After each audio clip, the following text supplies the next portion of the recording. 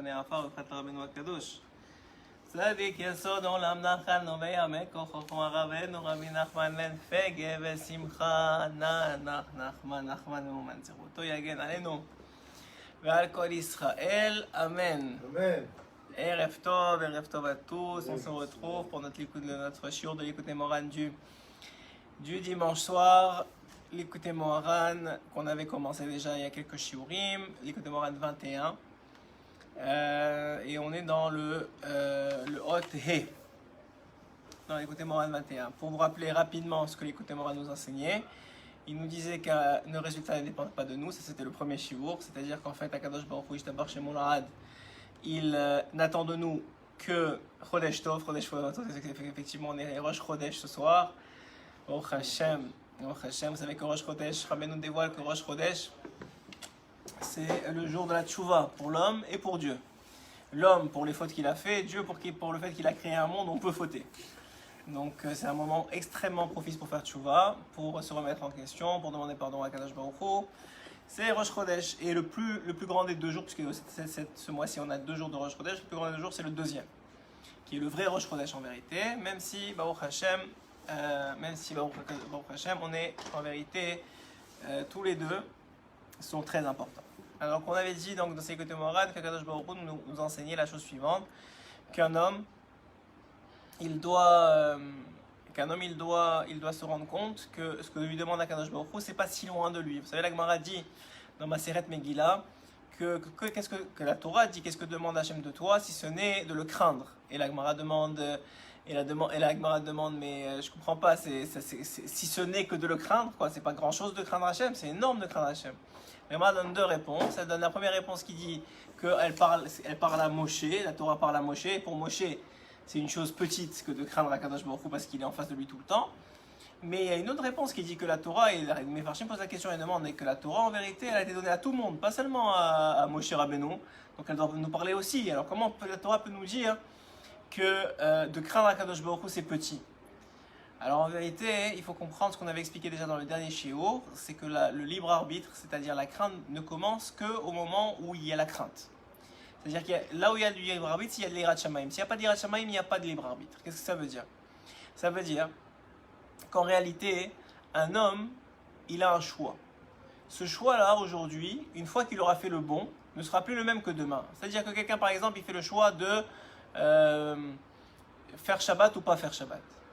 Aujourd'hui, c'est un choix très difficile pour lui parce qu'il n'a pas fait Shabbat encore et parce qu'il a un grand etc. face à cette action-là, face à ce choix-là. Et donc, un homme, il est finalement très... il est dans une situation où il ne sait pas quoi faire. Il est vraiment, il est tendu, il n'est pas bien. Et il a un vrai choix à faire. Mais une fois qu'il aura fait ce choix-là, 1 fois, 2 fois, 10 fois, 100 fois, 200 fois, ce choix-là ne sera plus un choix. C'est-à-dire que ça ira de Shamaïm, sa crainte du ciel ne s'exercera plus sur le choix de faire Shabbat ou pas. Par contre, ce sera beaucoup plus fin. C'est-à-dire que maintenant, son libre arbitre va s'exercer, par exemple, entre le fait de déchirer du papier ou de le couper à l'avance, ou entre le fait d'étudier 5 heures de Torah pendant Shabbat ou d'étudier 1 heure de Torah. C'est-à-dire vraiment des choses qui sont affinées. Et ça ira de Shamaïm, sa crainte du ciel, ainsi que son libre arbitre, puisque ça va ensemble, nous enseigne Rabbeinu Kadosh, ne vont s'exercer sur des choses qui vont être de plus en plus fines. Oui? Ça veut dire qu'en vérité, ton libre arbitre évolue de la même façon que ta crainte du ciel évolue aussi. C'est-à-dire quoi? C'est-à-dire que c'est jamais perdu quand tu commences à craindre Akadosh Baruch Hu et que tu exerces ta crainte grâce à ton libre arbitre, c'est de l'acquis. C'est-à-dire maintenant, on ne te demande plus est-ce que tu manges du porc ou est-ce que tu manges pas kasher ou est-ce que... C'est fini, à l'époque peut-être, pour certains d'entre vous, c'était le cas, il y a 10, 15 ans quand vous avez commencé à faire tchouva. Est-ce qu'on mangeait dans un restaurant pas kasher? Est-ce qu'on mangeait dans un restaurant kasher? Aujourd'hui, c'est est-ce que tu manges dans un restaurant kasher, mais est-ce que tu vas être servi par un goy qui va couper la viande ou il faut que tu demandes aux juifs de couper la viande pour toi? C'est beaucoup plus fin aujourd'hui. Mais alors quoi? Ça veut dire que ton libre arbitre il a évolué et que ta crainte du ciel aussi elle a évolué.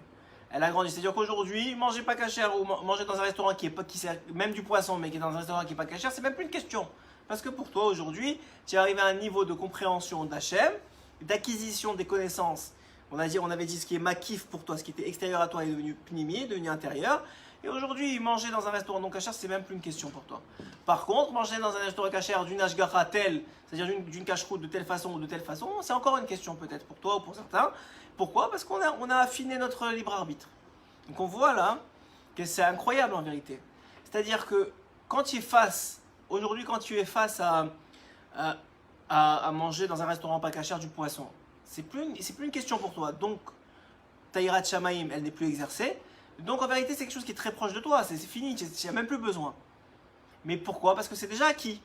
Mais quand on te demande, écoute, est-ce que tu vas maintenant aller dans tel restaurant ou tel restaurant qui sont à hashgachot différentes, tous les deux cachers, pour toi il y a encore une question. Pour toi ça a l'air très éloigné de toi. Pour toi c'est quelque chose de difficile, c'est un choix qui est difficile parce que ton libre arbitre s'exerce, parce que ta hirat shamaim est en train de s'exercer, de grandir. Oui, mais en vérité c'est très proche. C'est juste le Yetzirah qui a l'impression que c'est très loin de toi. Il te fait croire, mais comment tu n'es pas à ce niveau-là? Mais pourquoi? Mais c'est quoi la différence? Il n'y a pas de différence. Mais une fois que tu fais le bon choix, ça y est, ça devient naturel, c'est facile.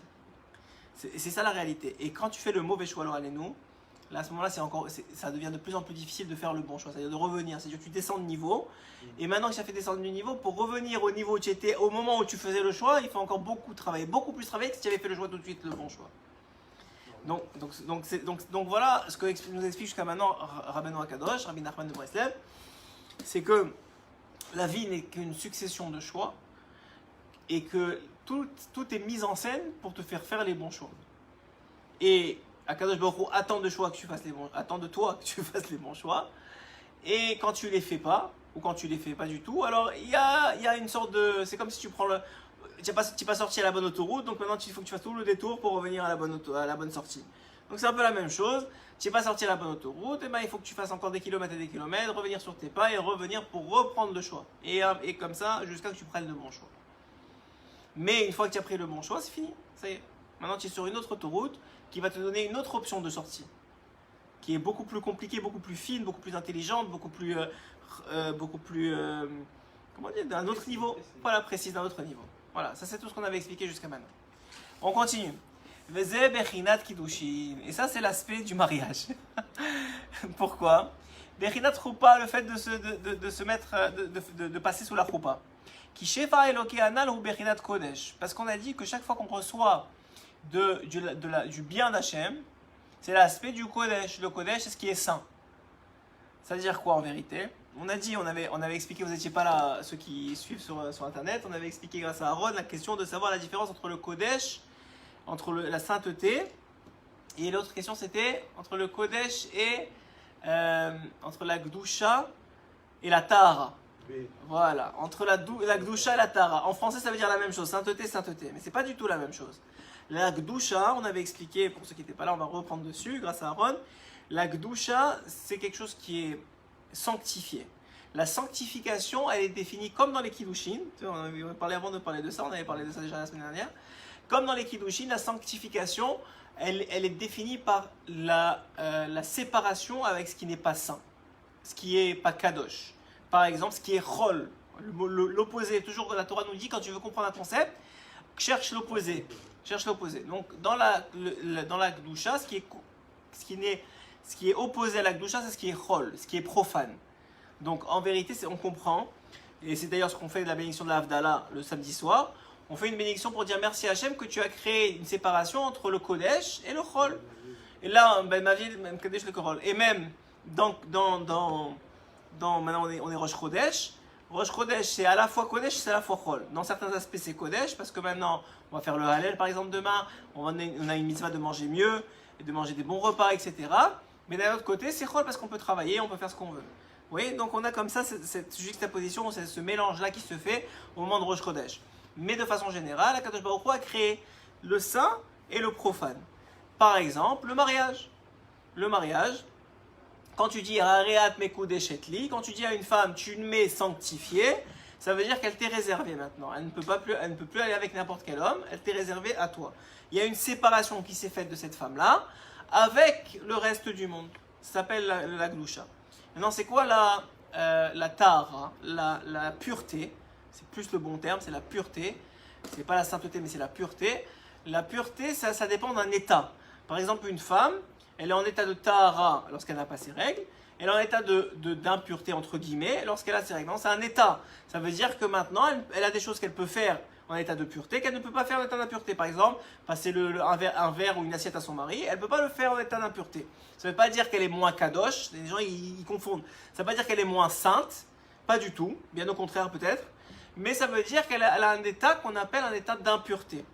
Et cet état d'impureté, comme le Kohen Gadol, lorsqu'il a touché un mort, ou le Kohen de façon générale, il ne peut plus rentrer dans le temple. Pourquoi? Parce qu'il ne peut plus servir Hachem, parce qu'il est dans l'état d'impureté. Ça ne veut pas dire qu'il est moins Kadosh.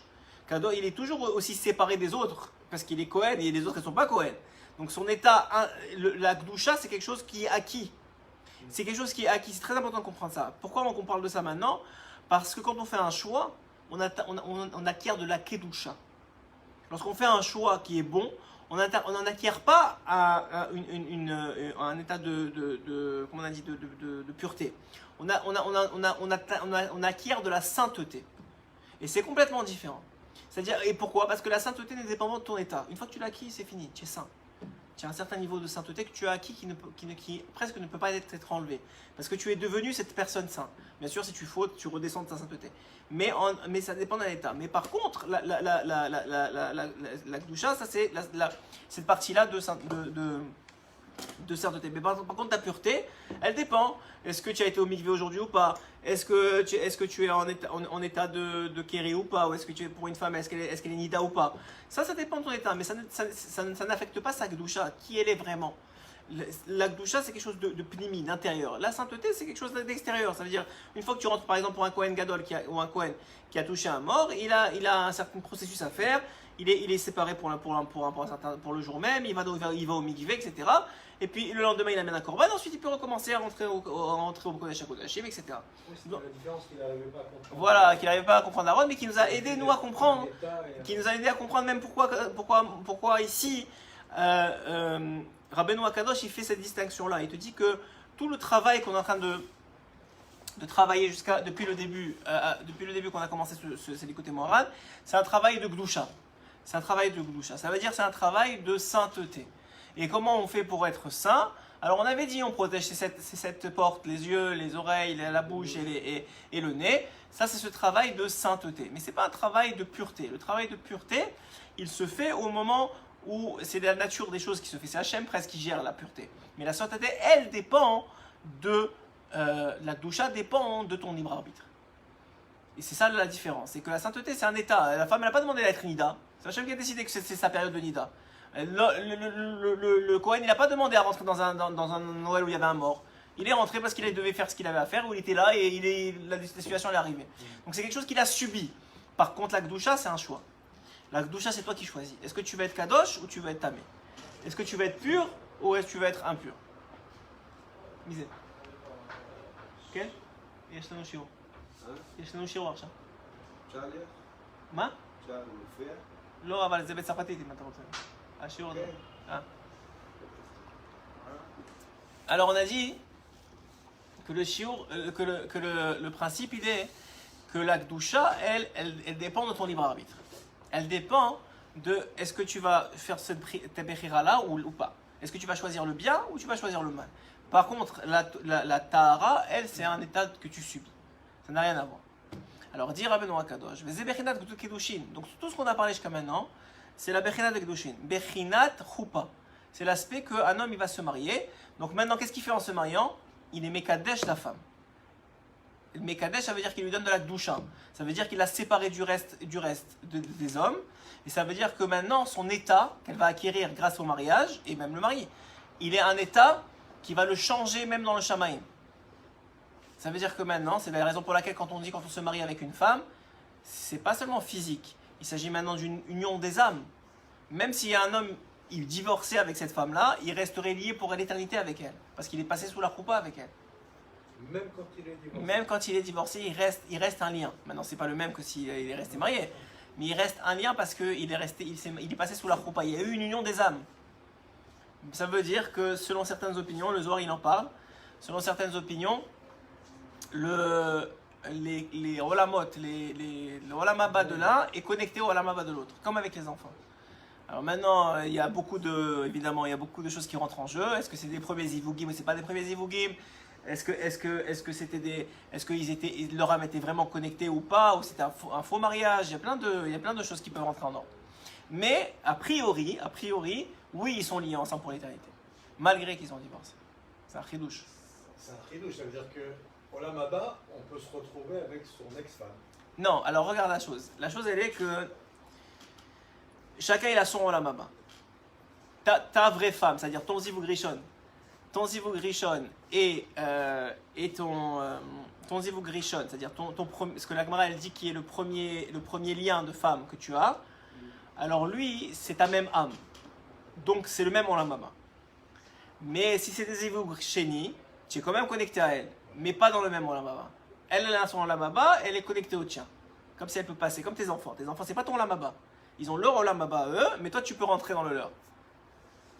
Ok, ça veut dire c'est comme des espaces, on va dire des palais ou des kilomètres de palais, je sais pas comment tu appelles ça. Et chacun il a son Olam Haba. Par contre, une femme et un homme, des vrais Zivugim, eux ils ont le même, parce que c'est la même âme. Mais ton fils il n'a pas la même âme que toi. Il a une autre âme, une autre partie d'âme. Elle est connectée à toi, mais elle est pas, c'est pas toi. Donc tu as accès à son Olam Haba et lui il a accès au tien. Et c'est comme ça que ça se passe. Maintenant il y a des Sadikim, eux ils contiennent toutes les âmes. C'est pour ça que tu peux rentrer chez Moshe Rabbeinu si tu as le droit. Tu peux rentrer dans le Echal, on appelle ça le Echal, c'est-à-dire la yeshiva de Moshe Rabbeinu, de Rabbeinu Akadosh Tzaddik Ouman. Tu peux rentrer dans sa yeshiva aussi, tu étudies ses Sfarim. Chaque sefer que tu étudies, tu as le droit de rentrer chez lui. Rashi, si tu étudies Rashi un jour, tu vas rentrer chez Rashi. Ah, mais Rashi, il n'est pas connecté à toi, c'est pas ton père, c'est pas ton grand-père, ça change rien, ça tzaddik. Le tzaddik, il est connecté à toutes les âmes. Donc n'importe qui peut rentrer. Ça vient de lui. Lui, il laisse rentrer tout le monde, on va dire. Enfin, si tu es apte à rentrer, si tu n'as rien à faire là-bas, tu n'as rien à faire là-bas. Mais si tu es apte à rentrer, tu vas rentrer. Alors que toi, maintenant, toi, tu as quelque chose de privé. Moi, toi, on est des petits. Alors, on a notre truc, on est connecté aux gens que nos parents, nos grands-parents, nos arrière-grands-parents, nos petits-fils. Eux, ils sont connectés à nous et c'est comme ça. C'est comme la matrice, on appelle ça, ouais. C'est la matrice. Donc maintenant, nous dit Rabbeinu Akadosh, il nous explique donc la situation qu'un homme, quand il se marie, il rend sa femme Kadosh. Et lui-même, il se met Kadesh. Ça veut dire qu'il maintenant, son état d'âme, elle change. C'est quoi la Gdusha? Pourquoi c'est quelque chose de pénimi? On n'arrête pas de dire la Gdusha c'est pénimi et la Tahara c'est Chitsoni. La Gdusha c'est intérieur et la Tahara c'est extérieur. Parce que la Gdusha c'est une question d'âme.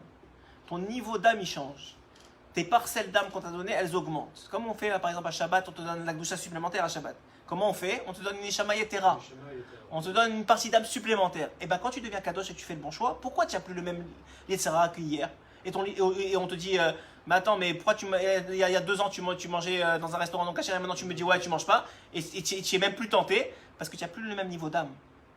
Donc maintenant ce Yetzera ne t'attaque plus parce que toi ton niveau d'âme il est là et le Yetzera d'hier il est là. Donc il te faut un autre Yetzera qui est au niveau de ton niveau d'âme. Et à chaque fois que tu rends Kadosh, ton niveau d'âme il monte. Mais la Tahara et la sainteté, c'est la Tahara, on a la sainteté, la pureté, excuse-moi, la pureté et l'impureté.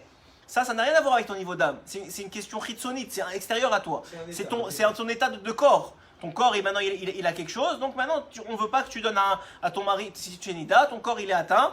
Donc on ne veut pas que tu donnes à ton mari, tu as de la lèpre, ton corps il est atteint. Par exemple, pour Myriam, Rabbeinu va donner l'exemple de Myriam qu'on a attendu 7 jours. Ouais, et toujours tu vas voir que cet état d'impureté, on va voir que le 7 il revient tout le temps. Pour les Kiddushin, la Gdusha, c'est 7 jours. On fait 7 jours de Shevar Barachot. Même pour le mort, on attend 7 jours. Pour Myriam, pour la Nida aussi, en vérité c'est 5 plus 7. On a ajouté 7.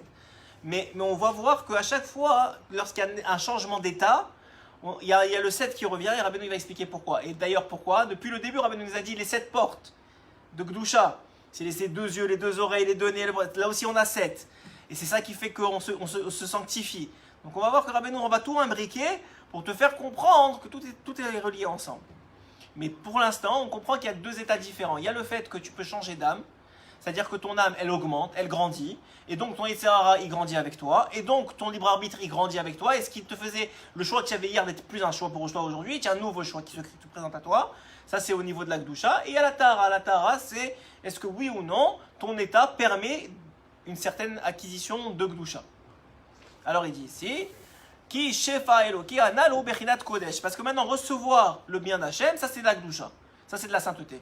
Bechinat choupa, qui est l'aspect du mariage, mais qui est makifine, c'est-à-dire quelque chose qui est extérieur à toi. Quelqu'un qui se marie, avant de se marier, il n'avait pas cette nouvelle âme. Mais la même chose pour être Israël. Le fait de vivre à Israël, ça te donne automatiquement de la Gdusha. Pourquoi? Parce que tu reçois une nouvelle âme. Le même principe. Chaque fois que ton âme elle change, ou qu'on te donne une partie d'âme supplémentaire, tu deviens tu deviens kadosh. Vezeh she'amru Chazal, et voici que que les sages ont dit, Kol tzadik v'tzadik nirve mechupato shel chavero. Chaque tzadik, il va être, comment on peut traduire ça? C'est dans Bava Batra. Il va être nirvé, ça veut dire il va être brûlé, mais ça veut par le mariage de son ami, par la choupa de son ami. En vérité, ça veut dire quoi? La Gemara, elle explique qu'il y a un sentiment qui reste au Lamaba, que quand tu vas voir ton ami plus haut que toi, tu sens que pourquoi je suis pas à son niveau. Pas parce que tu es jaloux, c'est pas de la jalousie. Nous, on comprend la jalousie aujourd'hui parce que dans ce monde-ci, c'est ça comme ça que ça s'habille. Mais on a l'impression que, comme si tu as perdu quelque chose dans ta vie. Pourquoi moi, j'ai pas réussi à arriver à ce niveau? Voilà, une sorte de déception. Alors, il dit que cette déception, elle va comme te brûler l'âme. Pourquoi? Parce que tu aurais dit, mais moi, j'aurais pu être arrivé à ce niveau-là et je suis pas arrivé à ce niveau de Gdusha. Et moi, je suis pas arrivé. Kol tzadik ve tzadik. Chaque tzadik, il va voir son ami, il va voir son niveau de choupa, c'est-à-dire son niveau d'âme. Et pourquoi on parle de choupa? Parce qu'en vérité, le niveau de Gdusha, c'est le niveau d'union avec Hachem. C'est ça la Gdusha. En vérité, tu es marié avec Hachem. Plus tu es marié proche, plus tu es kadosh. Mi ki makif shelze gadol mi makif shelze. Parce que lui, il a acquis quelque chose qui est extérieur à lui, plus grand que toi, qui est extérieur à toi. Parce qu'il a rentré mieux, il a mieux rentré la conception et la compréhension d'Akadosh Baruch Hu que toi. Enfin, pas que toi, que l'autre tzaddik. Et ça aussi, c'est l'aspect des 7 jours qui suivent la choupa, les shevar berachot. Qui sont aussi le même aspect des 7 dans le candélabre du temple, qui étaient 7 branches.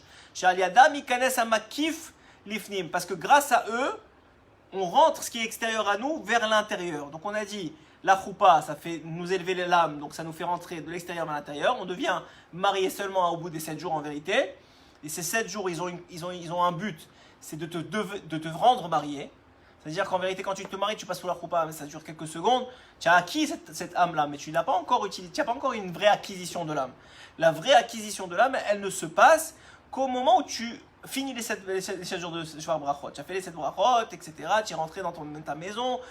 La semaine est passée. Là, tu es, entre guillemets, marié. Voilà, c'est comme si, par exemple, je te donne un exemple, c'est comme si on t'a fait rentrer maintenant l'âme, mais l'âme, elle n'est pas connectée au reste. Tu vois, c'est pas comme elle s'est pas impliquée, elle s'est pas imprégnée en toi. Elle t'appartient pas. C'est comme on te l'a prêtée. Mais au bout de 7 jours, ça y est. Maintenant, elle t'appartient. Et c'est d'ailleurs la raison pour laquelle on compte 7 jours pour l'âme qui part aussi. Parce qu'il faut 7 jours. Pourquoi on ne fait pas juste un jour, on s'assoit, c'est fini? Pourquoi on dure 7 jours? Parce qu'il faut 7 jours pour que l'âme se détache complètement du corps. Pendant les 7 premiers jours, elle fait l'aller-retour, tout le temps. Et au bout de 7 jours, d'ailleurs, on interdit à ceux qui pleurent le mort, ça y est, il faut se lever, ça y est, c'est fini. Vous remettez vos habits, c'est terminé. Pourquoi? On peut faire 30 jours, on peut faire un jour. Non, c'est le temps qu'il faut pour que l'âme, elle se détache complètement du corps. Et pendant le reste du mois, elle fait encore un aller-retour, mais entre le haut et le bas. Et ensuite de ça, entre les 11 mois qui restent, ou les 10 mois, parce qu'en vérité, au 11e, on dit que ça y est, ça suffit. Les 11 mois qui restent, à ce moment-là, elle est en haut, elle attend juste d'être jugée et de terminer son tikkun. C'est pour ça que même si nous, on a encore autant mal le premier jour que le 8e, même si Hachem, il fait qu'il y a ces shlamim-là, il nous console, mais même si un homme, il a autant mal le premier jour que le 8e, il ne peut pas se comporter le premier jour comme le 8e. Pourquoi? Parce que ça fait mal à l'âme. L'âme, elle veut finir l'histoire. Et toi, si maintenant tu restes assis comme ça avec les épitables déchirés, elle-même, ça lui fait mal. Elle te dit, mais attends, moi je veux partir, ça y est, laisse-moi tranquille, ça y est, j'ai fini. Donc là, encore la même chose. Et dans la choupa, la même chose. Maintenant qu'on vient d'acquérir une nouvelle âme, pour avoir une acquisition, c'est un chidouche, pour avoir une acquisition de cette nouvelle âme, il faut 7 jours. Et c'est pour ça qu'il y a les shevar berachot. C'est la raison secrète des shevar berachot. Et dire à Benoît Kadosh, c'est pour rentrer ce qui est extérieur à toi vers l'intérieur. Et on parle ici d'une nouvelle âme. Et voilà, encore une fois, ce qu'il te dit, c'est ça, c'est l'aspect des 7 jours de deuil. Que ça n'arrive à personne. Pourquoi? Parce que maintenant, son âme, elle va disparaître. Maintenant, elle doit revenir vers Hachem, l'âme. Et pour combien il faut? Il lui faut 7 jours pour que ça arrive. Et on va rentrer dans Vav. Chez la Khaïsa, c'est la raison de... Ah, c'est une autre histoire, ça. Peut-être on va pas rentrer dans ça aujourd'hui.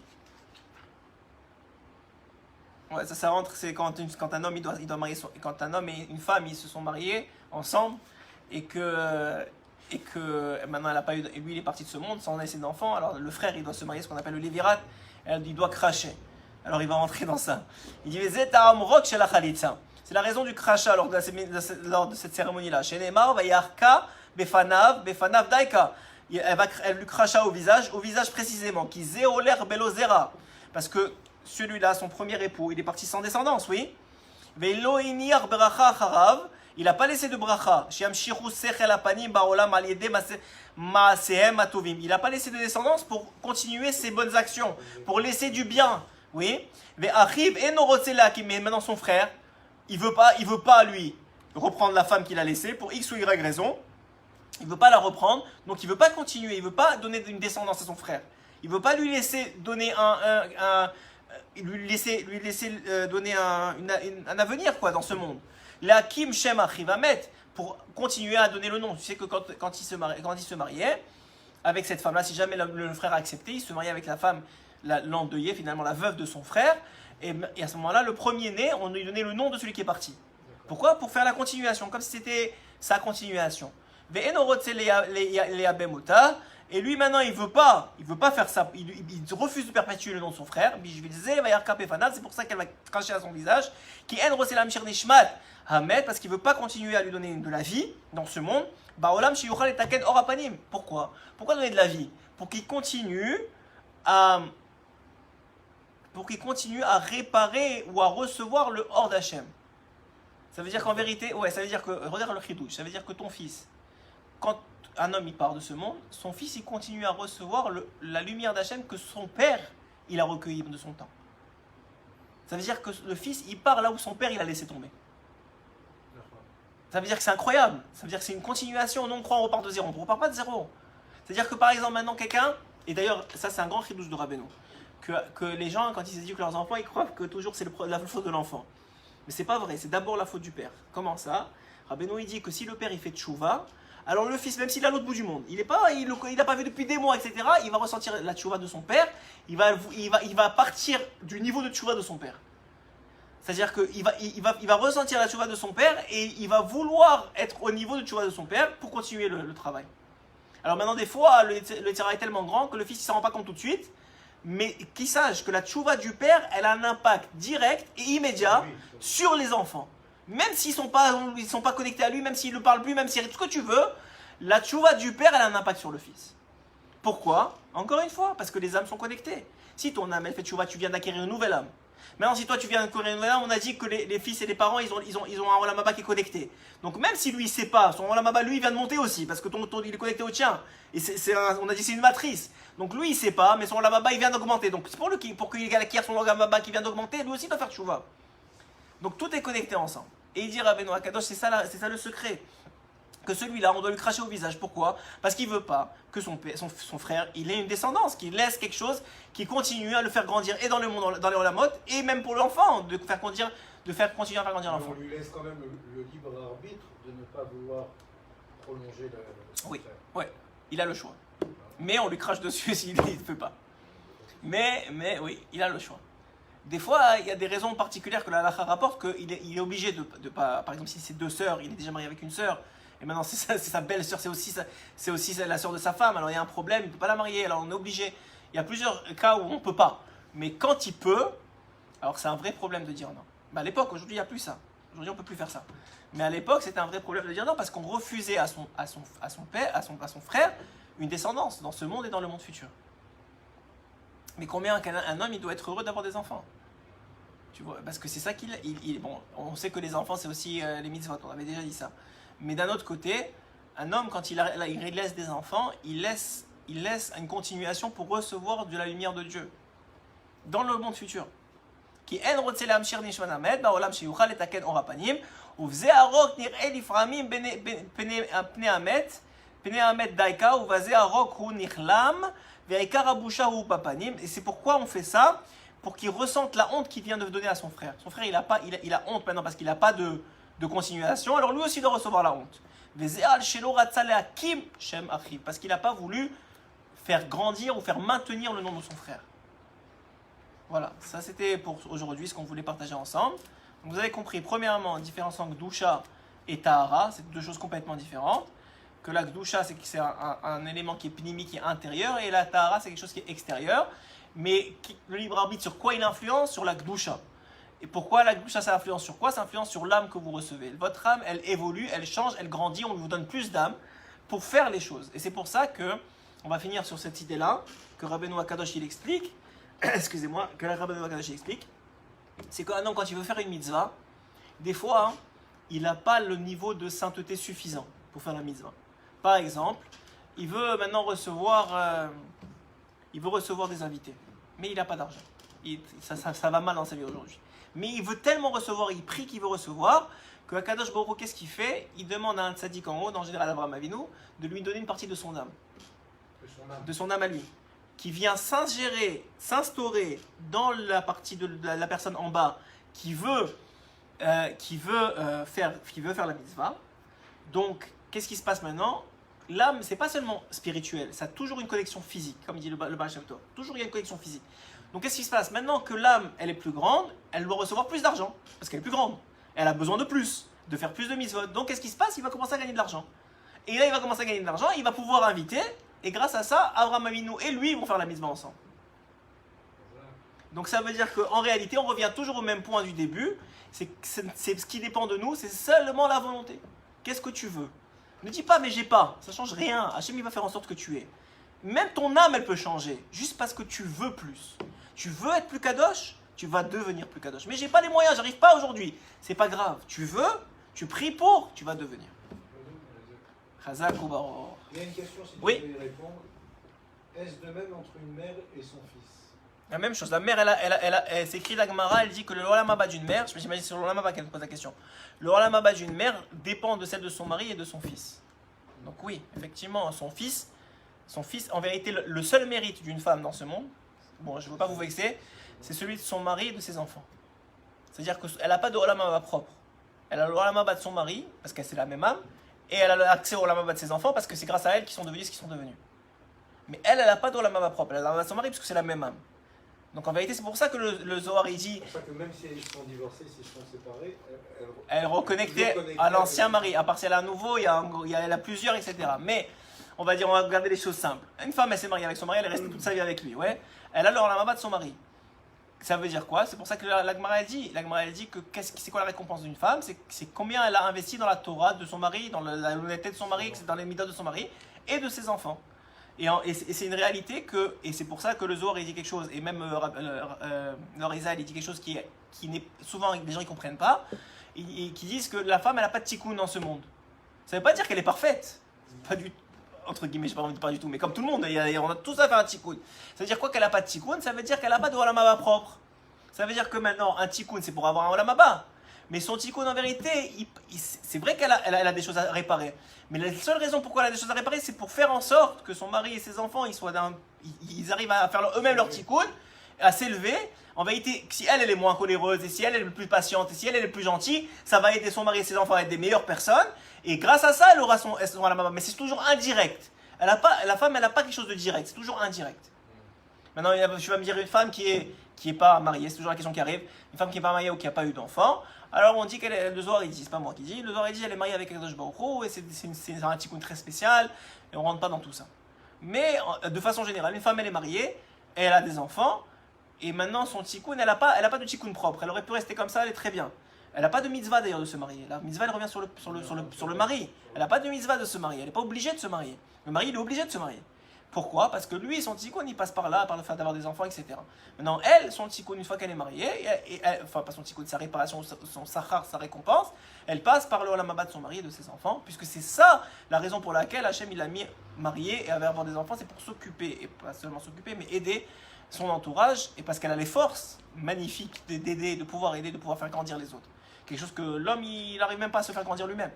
Mais la femme, Baruch Hashem, elle a des forces, des fois on ne comprend pas tellement, elle s'est décuplée, elle est capable de faire des milliards de choses en même temps. Pourquoi? Justement grâce à ça.